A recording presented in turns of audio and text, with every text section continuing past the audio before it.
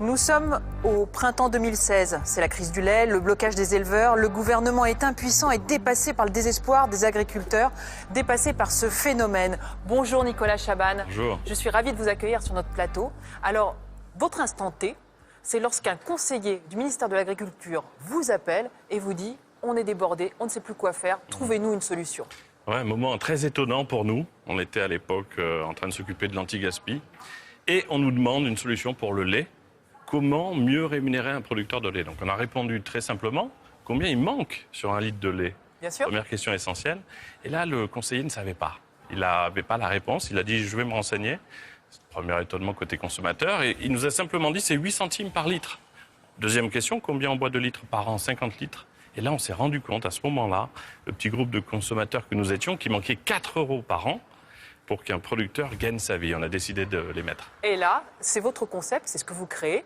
Une marque, alors le nom est génial, C'est qui le patron, C'est qui le patron. Et cette marque, elle va dépasser toutes les espérances. Vous produisez du lait, C'est qui le patron, en rétribuant les producteurs justement au juste prix. Et ça, c'est très important, on va le voir sur cette vidéo.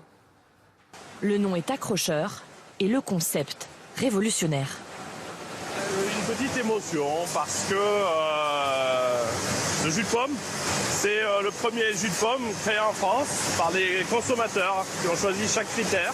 Des pommes françaises, rémunérées au juste prix, faites de façon éco-responsable et puis avec du naturel. Donc on est heureux que ces choix du consommateur soient devenus une réalité. Voilà. Ah oui, vous avez une jolie Charlotte sur la tête. Hein. Oui. Très belle Charlotte. Alors là, on voit, c'est du jus de pomme, c'est du lait, c'est du beurre. Enfin, ça ne s'arrête plus. Comment avez-vous eu cette idée qu'aujourd'hui, toutes les grandes enseignes s'arrachent, Comment avez-vous eu cette idée? Cette idée, elle est née de ce petit collectif de consommateurs qui se dit à un moment donné, on a compris que pour 4 € de plus, en rajoutant 4 € sur nos achats de lait, on aidait des producteurs plutôt que de les voir involontairement avec notre argent subir la situation. C'est comme ça qu'on s'est dit, on veut le faire. On s'est tourné vers les grandes marques. Alors attendez, moi je veux parler de vous, Nicolas Chaban, parce que vous n'êtes ni fils d'éleveur, ni fils d'agriculteur. Bon, vous avez une maison de campagne, si j'ai bien compris, mais pourquoi cet engagement? Qu'est-ce qui a fait que vous avez eu l'idée que personne n'avait eue? À titre personnel, effectivement, un matin, je sais que je peux amener cette idée vers la grande distribution. Je sais qu'elle va m'écouter parce qu'il y avait déjà des initiatives qui marchaient, comme les gueules cassées. Et puis, c'est ce qui s'est passé immédiatement. Quand on a dit au premier responsable de grande distribution, on s'adresse à vous en tant que père de famille. Est-ce que vous avez envie que cet argent que vous dépensez comme le nôtre alimente un système absurde côté producteur? Il nous a dit, OK, on y va et on y va banco. Des idées, il y en a toujours. Quel sens vous donnez à votre vie? Quel sens, moi je voudrais qu'on vous connaisse mieux. Quel sens vous donnez à votre parcours? Pourquoi est-ce qu'à ce moment-là, vous avez eu cette idée-là? Vous avez senti que c'était le bon moment? Vous disiez tout à l'heure, j'ai senti que je pouvais leur parler. Racontez-moi, qu'est-ce qui... Finalement, alors c'est vrai que j'ai appris à prendre un peu de recul sur les différentes étapes de ce que j'avais pu faire, notamment le petit producteur qui rémunérait déjà mieux le producteur. Contre une qualité, on avait mis la photo des producteurs sur les barquettes. Les gueules cassées, c'était les aider aussi à éviter de jeter des produits. Et là, je crois que ce qui m'a motivé, comme pour les 2 premiers projets, c'était de savoir qu'à l'autre bout, au bout de cette idée que j'allais pouvoir porter à mon humble niveau, il allait y avoir des producteurs qui allaient retrouver le sourire, se lever le matin et se coucher le soir avec autre chose qu'un horizon complètement perturbé. Et ça, quand vous avez intimement ça une nuit, moi ça s'est passé comme d'habitude, en pleine nuit, les choses me réveillent. Je me dis, mais attends, 4 € par an, tu n'es pas le seul au monde à être prêt à mettre, ou en France déjà, 4 € pour aider des producteurs. Et quand on se dit ça intimement, et qu'on se demande si d'autres comme nous pourraient le faire, on se met en marche et on a un fabuleux outil qui n'existait pas il y a 10 ans, c'est les réseaux sociaux. Et oui. Vous mettez un message sur Facebook, vous dites, est-ce que comme moi, vous êtes prêt à rajouter 4 € pour aider des producteurs? Et là, on a eu un tsunami positif de réponses positives. Et justement, quelle est la morale de cette histoire, vous diriez? Quel est l'enseignement que vous tirez de cette expérience qui a si bien fonctionné et qui, aujourd'hui, fonctionne toujours? La morale de tout ça, c'est que aujourd'hui, avec ce numérique, les réseaux sociaux, on a la possibilité d'avoir une idée à son niveau, de regarder très vite comme une espèce de petite étude de marché si d'autres pensent comme nous. Et tout devient possible. On n'est plus dans un monde où il y avait quelques acteurs qui pensaient pour tous les autres. On a longtemps parlé des consommateurs comme d'un peuple un peu lointain qui était finalement loin de nous, alors que c'est simplement nous. On ramène à notre échelle une notion de bon sens, une idée simple, et on la demande finalement, on demande à ce qu'elle soit relayée par un maximum de gens. Et une toute petite structure comme nous, sans moyens, a eu des résultats bien plus grands que les grandes marques qui sont là depuis 30 ans. Donc c'est la preuve que ça marche. Et le combat n'est pas terminé. Nicolas Chaban, je vous remercie d'avoir participé à cette première partie de l'émission. Je vous remercie en tout cas pour toutes ces idées. Et nous nous retrouvons juste après parce que, Nicolas, vous allez nous expliquer pourquoi finalement ce monde de l'agroalimentaire marche sur la tête aujourd'hui.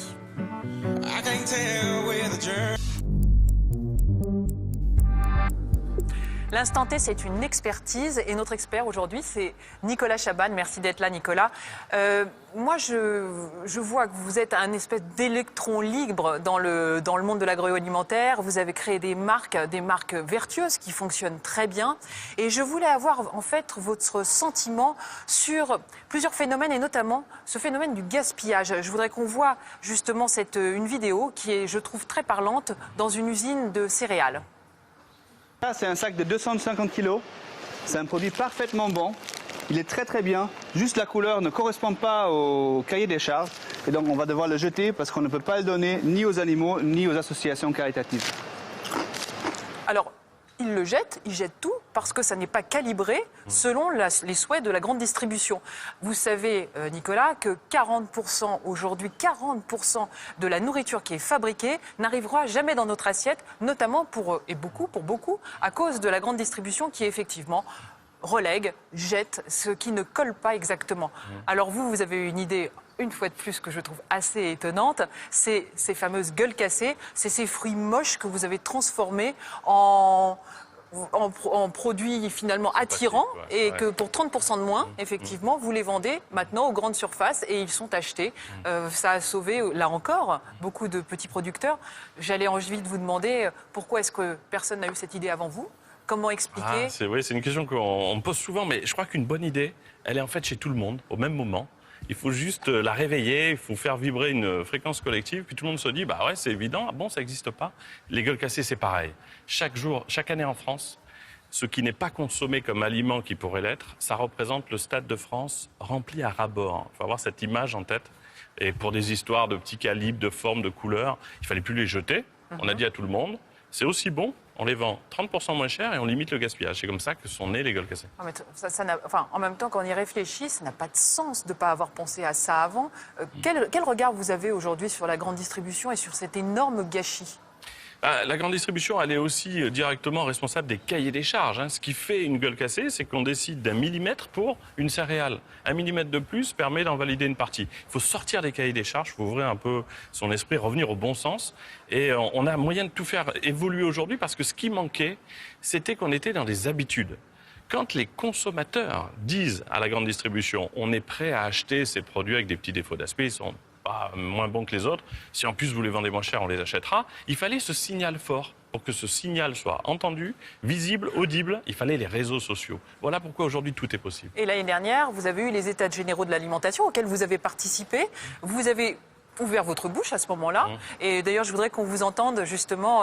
On vous a retrouvé sur les réseaux sociaux.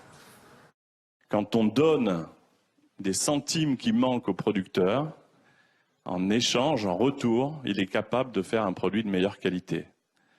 L'équité, ça a une conséquence directe sur notamment la qualité et la transparence. Alors, est-ce que vous avez été entendu ? Oui, alors tout dépend par qui. C'est-à-dire que toute la filière, même le président Macron a repris, c'est qui le patron en disant c'est un exemple à suivre. Mais c'est vrai qu'il faut s'étonner de cette unanimité autour d'une idée de bon sens. 4 € de plus pour que des éleveurs vivent d'un métier en amenant de la qualité dans notre assiette, je crois qu'il y a beaucoup de gens qui sont prêts à suivre. Mais il y a une inertie. Là, c'est un mystère qu'on essaie, nous, de secouer autant qu'on le peut. Même si ça va très vite, ça pourrait aller encore plus vite. Pour vous, c'est un mystère. Alors, vous connaissez si bien toutes les arcanes. Cet immobilisme, etc., c'est quoi ? C'est la lourdeur administrative, la bureaucratie ? Ouais, c'est ça. J'en parle avec les patrons de la grande distribution, qui me disent, mais ce que vous pensez, c'est évident. Vous êtes d'accord qu'il y a beaucoup de gens en France prêts à mettre des centimes en plus pour aider les producteurs, si en plus il y a de la qualité en retour. Tous les patrons me disent oui. Et puis, il n'y a pas tous les chefs de rayon qui le font.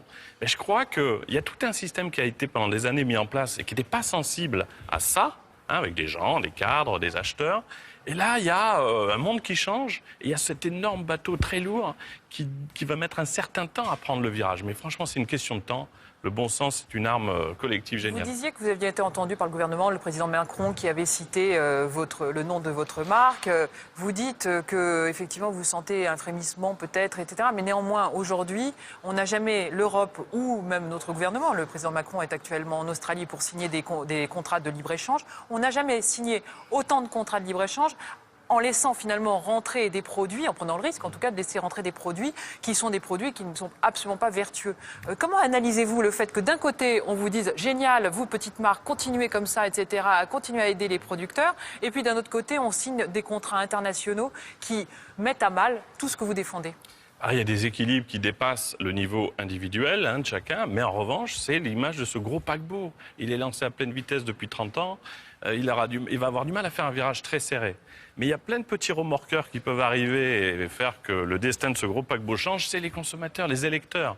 Quand on achète, on vote chaque jour avec sa carte bleue, on façonne un peu du monde de demain. Donc je crois que il y a évidemment ce rythme différent du nôtre, hein, le rythme politique, les grands équilibres internationaux. Mais nous, à notre niveau, si on dit ensemble à un chef d'entreprise, à Emmanuel Macron ou à un patron de grande distribution, on veut ça, il y a des chances réellement qu'on soit entendu. Merci Nicolas de votre enthousiasme, merci d'avoir participé à cette émission. Et puis nous nous retrouvons la semaine prochaine pour un autre Instant T. Nous nous retrouvons également en replay sur le site France Info et sur Instagram. Merci, au revoir.